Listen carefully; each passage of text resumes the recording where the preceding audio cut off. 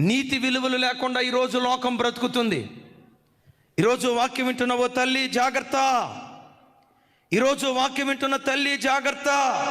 నీ నడక పడక దేవుడు గమనిస్తున్నాడు. నువ్వు కూర్చోవటం దేవునికి తెలుసు, నువ్వు లేవటం దేవునికి తెలుసు. చాటుమాటున ఎవరితో మాట్లాడావో, ఎక్కడ ఏ ఏ కార్యక్రమాలు చేసావో నీ భర్త చూడకపోవచ్చు, నీ భార్య చూడకపోవచ్చు, తల్లిదండ్రులు చూడకపోవచ్చు. చూచే దేవుడు ఒకరున్నారు, గ్రహించు.